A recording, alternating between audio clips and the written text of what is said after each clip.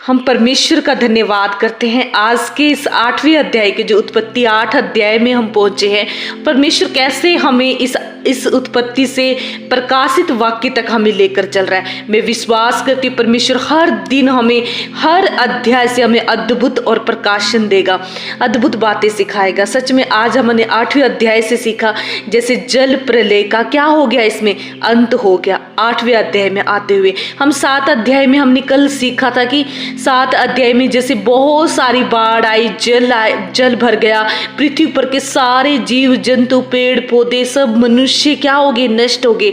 लेकिन कौन बचे? जो नूह के जहाज में बैठे हुए थे। तो आज हम देखते हैं कि नूह ने परमेश्वर की आज्ञा के अनुसार जो जहाज बनाया था उसमें परमेश्वर ने क्या करा, उन सबों की सुधि ली जो 20 जहाज में बैठे थे। जितने घरेलू पशु थे, जो भी बनेले पशु थे, नूह और उसका परिवार, परमेश्वर ने क्या लिया, उनकी सुधि ली। तो आज जहाज किसको दर्शाता है? आज जहाज हम सबको दर्शाता है। प्रभु कहता है ना कि मेरी कलीसिया तुम हो, मेरी हर क्या हो। परमेश्वर ने अपने जो भवन है, अपनी जो बच्चे हैं, उनको एक जहाज के रूप में परमेश्वर बनाना चाहता है, जिनके अंदर जितने लोग उनके संग मिले रहें, जितने लोग उनके आसपास रहें, वो सब क्या हो, आशीषित हो, बचाए जाए और स्वर्ग की ओर जाए। सच में परमेश्वर आज हमसे भी यही चाहता है कि हम एक ऐसा जहाज बनाएं जिसमें हम परमेश्वर के अनुसार अपने जीवन को बिताने वाले हो सकें।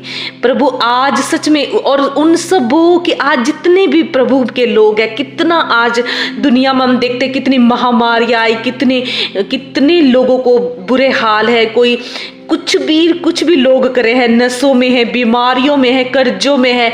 लेकिन आज किसकी सुधि आज परमेश्वर ले रहा है?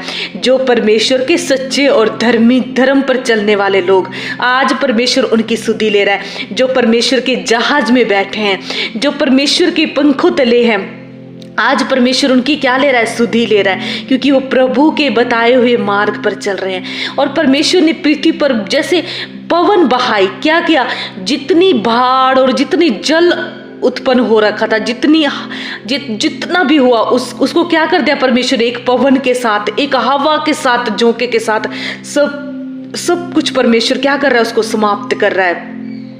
तो परमेश्वर जैसे यशायाह में भी कहता है कि यदि हम हालातों से ना डरें, हम बीमारियों से आज ना डरें, हम तूफानों से आज ना डरें, क्योंकि परमेश्वर तो शैतान के हर एक बंधन को, हर एक चीज को, उसकी युक्तियों को एक फूंक से उड़ाने वाला परमेश्वर है। और यहाँ साफ साफ लिखा गया है कि उसने पवन बहाई और सारा जल जो बाढ़ के समान उत्पन्न था वो पवन के साथ उड़ाया गया।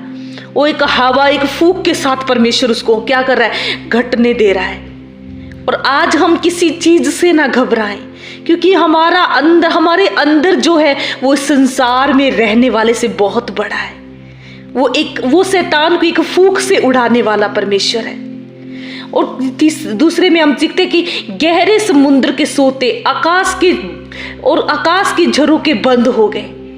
गहरे समुद्र के सोते और आकाश के झरोके भी बंद हो गए परमेश्वर के हाथों में। और जो इतनी 40 दिन और रात लगातार जो बारिश आ रही थी, लगातार जो बारिश हो रही थी, वो क्या हो गई? वो रुक गई। तो हम ये ना सोचे कि हमारे गुनाह, हमारी बीमारियां, हमारे पाप और हर चीज जो हमारे हालात, हमारे तूफान, हमारे कष्ट और दुख हमेशा बने रहेंगे। ऐसा कुछ नहीं है। जब खुशियां, इस जहान में खुशियां थोड़े दिन की रहती है, तो दुखों का भी अंत है। वो भी थोड़े दिन के ही लिए है, वो भी हमेशा के लिए नहीं रहेंगे हमारे जीवन में। परमेश्वर क्या कह रहा है? वो सब कुछ, वो वर्षा जो 40 दिन से हो रही थी, वो रुक गई। आज प्रभु हमें यही सिखा रहा है कि कुछ भी हो जाए, लेकिन कुछ भी दुख हमेशा नहीं रहता। हर चीज का समय है, परमेश्वर का अपना समय है। हर नियत समय में परमेश्वर सब कुछ संभव करता है। और पृथ्वी पर का जल हम लगातार क्या होने लगा? घटने लगा। लेकिन हम क्या देखते कि जहाज अरारात नामक पहाड़ पर टिक गया। हमें आज ये तूफान, ये लहरें, ये समुद्र, ये बाढ़ें, ये दुख, ये परेशानियां आज हमें क्या सिखाती हैं? ये हमारे जीवन में आती तो हैं, लेकिन ये हमें ऊंचाई पर लेकर जाती हैं। उसका जहाज, नूह का जहाज वापिस नहीं धरती पर आया, लेकिन उसको जितना तूफान आते गए, जितनी दुख आते गए, वो और ऊंचा ऊंचा चलता जाता गया, और उस ऊंचाई के पहाड़ पर, उस चोटी पर उसको खड़ा कर दिया ले जाकर। आज हमारे जीवन में कितनी बीमारियां आ सकती है, कितने दुख आज आ सकते हैं, कितने कष्ट हमारे जीवन में आ सकते हैं, लेकिन ये क्या कर रहे हैं? हमें परमेश्वर के करीब लेकर जा रहे हैं। आज हमें ये ऊंचाइयों पर लेकर जा रहे हैं। आज हमें धन्यवाद दे उन सारी बीमारियों को, उन सारे कष्टों को, उन सारे सताओं को, जिन्होंने हमें यहां तक पहुंचाया है, जिन्होंने हमें प्रभु के करीब लेकर आ गए हैं। हमें दुखी नहीं होना, आज हमें धन्यवाद देना है उन सारे कष्टों का, उन सारी भाड़ों का जो हमारे जीवन में आई और हम ऊंचाई पर चलते गए। हमने पीछे मुड़ कर नहीं देखा, लेकिन हमारा और विश्वास दृढ़ होता गया, हम और ऊंचाइयों पर चलते गए। और क्या देखते हैं? नूह का जहाज ऊंचाइयों पर टिक गया, बाढ़ में भी वो टिका रहा, स्थिर रहा, और उसके संग जितने थे वो भी स्थिर रहे, एक धर्मी जन के कारण। और क्या हो गया? वो चोटी, पहाड़ों की चोटी पर दिखाई दिया, ऊंचाइयों पर दिखाई। ये सारी चीजें जो आज हमारे जीवनों में हो रही है, ये हमें ऊंचाइयों पर लेकर जाती है। हमें धन्यवाद देना है उन बातों के लिए, चाहे हम परिवार से परेशान हो, परिवार वाले हमें परेशान कर रहे हो, चाहे कहीं से भी हमें सताव आ रहे हैं, हमें धन्यवाद देना है। ये हमारी तैयारी हो रही है। हमें परमेश्वर पहाड़ों में, हमें परमेश्वर तूफानों में तैयार कर रहा है, ताकि हम ऊंचाइयों पर उड़े, उकाबों के समान हम उड़े, और हर समय हमें नया बल प्राप्त हो। 40 दिन के पश्चात उसने क्या किया? नूह ने क्या किया? 40 दिन के बाद एक कौवा को उड़ाया अपनी जहाज से। कौवा किस चीज को दर्शाता है? कौवा किस चीज को, कौवा कैसा होता है? दूसरे का भी हाथ से छीन कर खाना। तो ऐसा नहीं है कि तुम्हारे जहाज के अंदर, तुम्हारे भवनों के अंदर, तुम्हारे संग जो लोग हैं वो सारे अच्छे होंगे, ऐसा नहीं है। ऐसे भी है जो हमें फाड़ खाने के लिए हमारे संग जुड़े होते हैं। और परमेश्वर क्या करता है? सबसे पहले जब हम इन तूफानों में होते हैं, इन दिक्कतों में जब हम जूझ रहे होते हैं, सबसे पहले परमेश्वर ऐसे लोगों को हमारे जीवन से दूर कर देता है, जो लालची होते हैं, जो हमें फाड़ खाने के लिए सोचते हैं, जो सोचते हैं सब कुछ मेरा हो जाए। कौवा लालचपन को दिखाता है, जो उसकी ऐसे जन जो परमेश्वर की सच्ची सेवा नहीं कर सकते, उसके भवन में बैठकर भी जो उसकी सच्ची सेवा नहीं कर सकते। और जब नूह ने इस कौवे को छोड़ दिया तो ये वापस नहीं आया। बेशक अभी जमीन नहीं दिखाई दे रही थी, धरती सूखी नहीं दिखाई दे रही थी, जल वैसे के वैसा ही बना हुआ था और कोई हरियाली दिखाई नहीं देती, तो ये कौवा बैठा कहाँ? ये कौवा उन लाशों के ऊपर बैठा होगा, जो लाशें धरती पर इतना तहस नहस हुआ। क्योंकि कौवा किस चीज को दर्शाता है? बहुत क्रूरता का व्यवहार हम कौवे के जीवन में देख सकते हैं। हर चीज में कौवा ढीठपन, लालचपन, जो किसी को भी धोखा दे सकता है और जो अपने जीवन में फल नहीं ला सकता, उसको परमेश्वर ने अलग कर दिया। और क्या हुआ? वो वापस नहीं आया। और लिखा है जब कौवा उड़ा तब जल पृथ्वी पर से सूखा नहीं था, कुछ भी नहीं सूखा था, और कौवा इधर उधर फिरता रहा लेकिन वापस नहीं आया। फिर उसने अपने पास से, उसके बावजूद नूह ने क्या किया? कौवा वापस नहीं आया तो उसने कबूतरी को उड़ा दिया। लेकिन कबूतरी ने क्या देखा?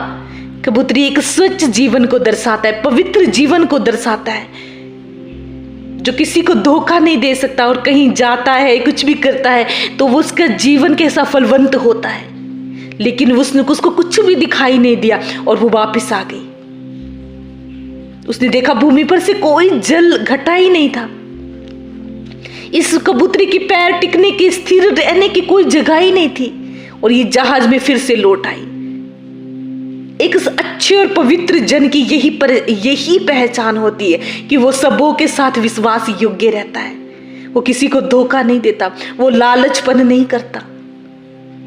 अगर हमें आज कुछ भी हमें जाने के लिए कह रहे हैं कोई भी, तो हम जाते तो है लेकिन हम फिर वापस आ जाते हैं। कि हमारे हृदय कैसे होते हैं। परमेश्वर अपने जनों को जानता है, वो मन को परमेश्वर जानता है, मन को। और जब देखते हैं कि ऊपर जल ही जल छाया था, सारी पृथ्वी के ऊपर जल ही जल छाया हुआ था, उसने अपने क्या क्या नूह ने अपने हाथ उसने बढ़ाकर उसे अपने पास जहाज में ले लिया, फिर से उसको कबूतरी को हाथ बढ़ाकर ले लिया और 7 दिन ठहर कर फिर वो स्थिर रहा, फिर ठहर कर उसने कबूतरी को फिर जहाज से उड़ा दिया। लेकिन कबूतरी ने फिर भी क्या किया, फिर भी उसको धोखा नहीं दिया। उसके बाद उसने उसकी चोंच में जैतून का नया पत्ता, जब हम किसी विश्वास योग्य दास, जब कोई या तो कोई लालच के द्वारा बाहर जाएगा, सेवा करेगा, या फिर कैसी सेवा करेगा, ईमानदारी की सेवा करेगा और अपने फल को भी वो दिखाएगा, अपने जीवन से वो फलों को भी लेकर आएगा। उसके जीवन में एक जैतून का हरा पत्ता उसके फलवंत जीवन को दिखा रहा है, उसके अच्छे और विश्वास योग्य को दिखा रहा है। और इससे नूह ने जान लिया कि पृथ्वी का जल घट गया। कितना अच्छी बात है, कोई किसी के कैसे कार्य में काम आ सकता है। नूह को पता चल गया कि अब जल घट गया, क्योंकि कबूतरी के मुंह में क्या देखा, उसने एक पत्ते को देखा और फिर उसने 7 दिन और ठहर कर कबूतरी को उड़ा दिया, हमेशा के लिए फिर उड़ा दिया कि ये विश्वास योग्य है और ये क्या है, ईमानदार है। जितनी बार ही मैंने इसको भेजा ये उतनी बार मेरे पास वापस आई। हम प्रभु के करीब जाते हैं, हम अपनी आशीषों को लेने ना जाएं, अपने लालचपन को लेने ना जाएं, लेकिन यदि हमें सब कुछ मिल भी रहा, हम फलवंत हो भी रहे हैं, तो भी हम उसके चरणों में जाना ना छोड़ें। जब समय आएगा, अपना नियत समय आएगा, तो परमेश्वर अपनी सेवा के लिए भी हमें तैयार जब वो करता है, जब उसने तैयार किया उस जहाज में, जब और उसने ठहर कर और नियत समय में अपने उस कबूतरी को क्या किया, फिर से उड़ा दिया, क्योंकि वो विश्वास योग्य निकली खुशी से। और जल पूरी तरह कितना 101 वर्ष पहले, 100 वर्ष पहले, मतलब 600 वर्ष तक क्या था, जब नूह 600 वर्ष का हो गया, उसके पहले दिन तक पृथ्वी पर से सारा जल सूख गया। और नूह ने क्या कहा, जहाज की छत खोलकर क्या देखा कि धरती सूख गई है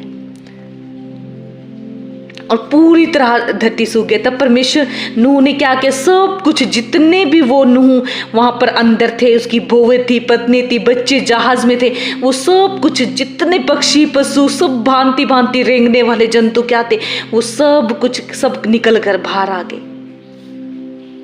और उनके बच्चे क्या बहुत उत्पन्न हुए और वे फले फूले और पृथ्वी पर फैल गए।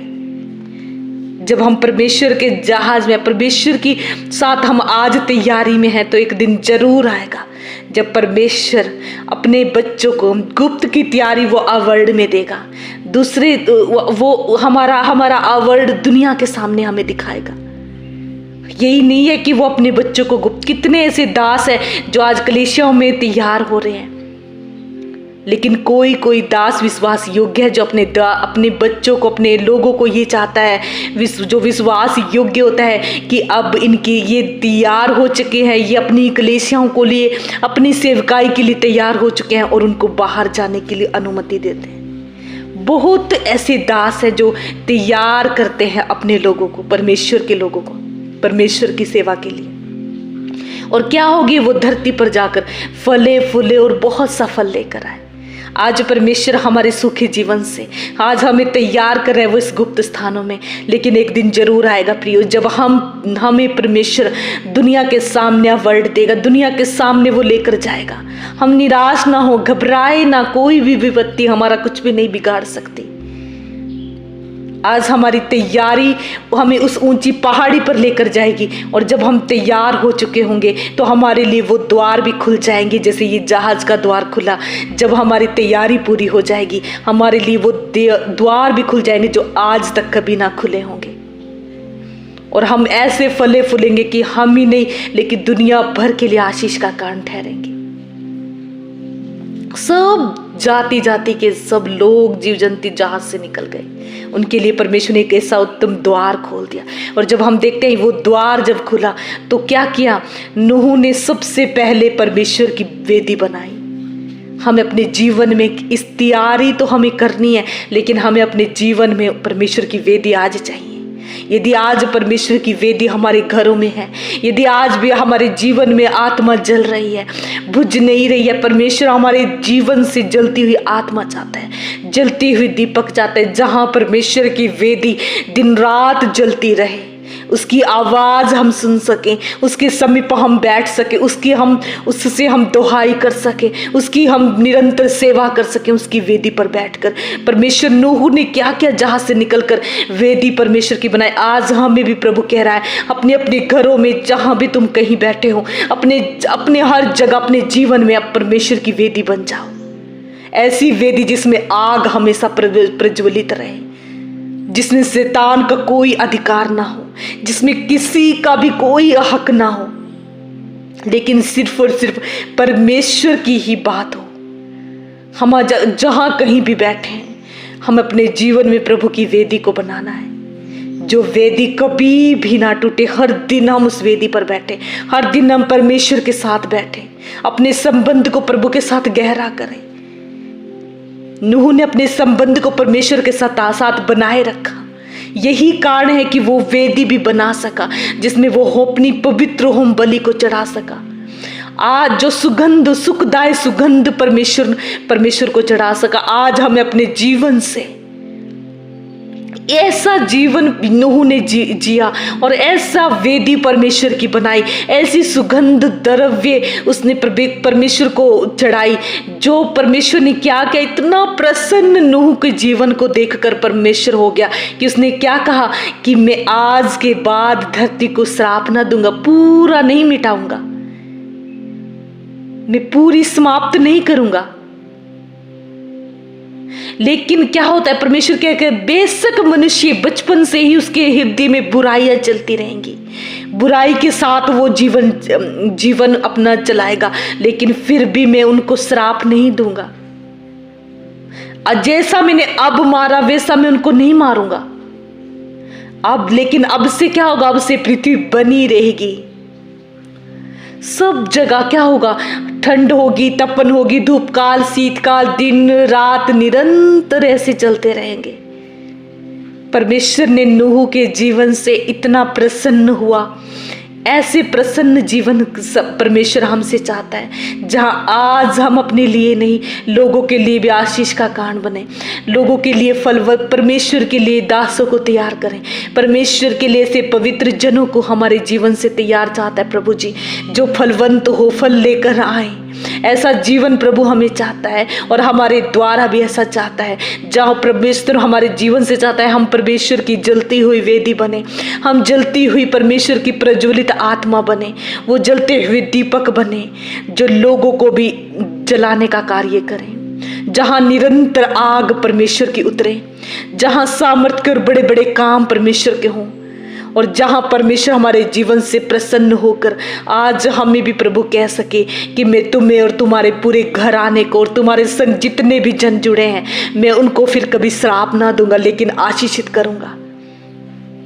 नूह के जहाज में कबूतर के जैसे भी थे और नूह के जहाज में कौवे जैसे भी इंसान थे, जो बुराई के भी थे और अच्छाई भी थे, अशुद्ध भी थे और शुद्ध भी थे, लेकिन परमेश्वर ने नूह के द्वारा एक धर्मी जन के द्वारा परमेश्वर ने सबको आशीष दी, सबको एक समान तैयार किया, सबको एक समान मन्ना खिलाया, सबको एक समान जीवित रखा, सबको एक समान, सब कुछ एक समान दिया परमेश्वर। ये नहीं है कि उसने अलग अलग तैयारी की। आज परमेश्वर सबको एक समान हमें सबको तैयारी कर रहा है, लेकिन निर्णय सिर्फ हमारे हैं। हमें ठान लेना अपने जीवन में, चाहे तूफान आए, लहरें उठे, चाहे आज हमारे जीवन में कुछ भी हो, लेकिन हमें घबराना नहीं है, क्योंकि ये सारी बातें भलाई के लिए उत्पन्न परमेश्वर कर देगा। ये सारी बाढ़ें हमें ऊंचाई पर खड़े कर देगी। जैसे जैसे बाढ़ आती गई, नूह का जहाज ऊंचाइयों पर चलता गया। आज परमेश्वर हमें भी कह रहा है, धन्यवाद करो उन सारे उन बीमारियों, उन कठिनाइयों का जो तुम्हें ऊंचाइयों पर लेके चलेगा, और आज तुम ऊंचाइयों पर खड़े हो। नूह के समान परमेश्वर के साथ विश्वास योग्य रहे, नूह के जैसे जीवन को जिए, तभी क्या होंगे हम आशीषित जीवन को भी जिएंगे और दूसरों के लिए भी आशीष का कारण बनेंगे। और परमेश्वर हमसे जब खुश रहता है तो वो हमेशा हमारी वेदी पर होता है, हमेशा उसकी वेदी हमारे में प्रज्वलित होती है, हमारे घराने में होती है। वो हमें अपनी पंखों की आड़ में रखता है। जैसे एक पिता अपने बच्चों को छिपाए रखता है, बच्चों की परवाह करता है, आज सृष्टि का बनाने वाला परमेश्वर हम सब की परवाह करता है। हमें प्रसन्न होना चाहिए, हमें धन्य कहना चाहिए, हमें उसकी महिमा करनी चाहिए, उसका धन्यवाद करना चाहिए। खुदावंद आज हम अकेले नहीं हैं, तू हमारे संग है। हमें प्रार्थना करनी चाहिए, प्रभु कुछ भी हमारे जीवन में गलत है, बुराइयां है, परमेश्वर तू ही हमारे जीवन से दूर कर, हमें सच्चे मार्ग पर लेकर चल, हमें अपने दासों के समान बना, जिसके बातें जिनके जीवनों से आप प्रसन्न हुए। तभी हम तेरे राज्य में पूरी पवित्रता से चल पाएंगे। वरना हम यदि हमारे कार्य ये सच्चाई के साथ नहीं होंगे तो वो प्रभु यीशु मसीह जो हमारी नींव है, यदि हमारे काम, धर्म के काम, हमारा विश्वास घास फूस के समान हुआ तो वो उस नींव पर जल जाएगा, वो उस आग में जल जाएगा। यदि हम सच्चाई और खराई से, पवित्रता से अपने जीवन को जिएंगे और वो नींव पक्की होगी, उसमें कोई दरार नहीं होगी, और वो कैसी होगी, चट्टान के समान होगी, उसको कोई हिला नहीं सकेगा, कोई भी हमारा बाल भी बांका नहीं कर सकेगा, चाहे कितनी भी बाढ़ आज हमारे जीवन में आए। मैं परमेश्वर का धन्यवाद करती हूँ, इस 8वें अध्याय को परमेश्वर ने आज हमारे साथ कंप्लीट किया और एक बेहतर हमें प्रकाशन दिया। मैं विश्वास करती हूँ आगे भी परमेश्वर जब हमें उत्पत्ति से प्रकाशित वाक्य की ओर लेकर चल रहा है, और हम प्रार्थना करते हैं प्रभु यीशु के नाम से, खुदावंद अद्भुत गवाहियाँ, अद्भुत परमेश्वर छुटकारे इस वचन के सुनने से लोगों के जीवन में आए, और पिता परमेश्वर लोगों के जीवन बहाल हो जाए, लोगों के परिवर्तन हो जाए, लोगों की जिंदगियां बदल जाए। हर दिन तू हमें नए मन्ने दे रहा है, नया मन्ना खिला रहा है, नए प्रकाशनों को हमारे ऊपर उंडेल रहा है, जो आज तक ना हमने सुने, ना हमारे चित्त में चढ़े। आज प्रभु हमें हाथ पकड़कर जय के उत्सव में लिए चल रहा है। वो कह रहा है जो भी कार्य तूने सफल किया मैं उसको सफल करूंगा। परमेश्वर इन सारे वचनों के द्वारा हमें आशीषित करे। सबको जय मसीह की आमीन।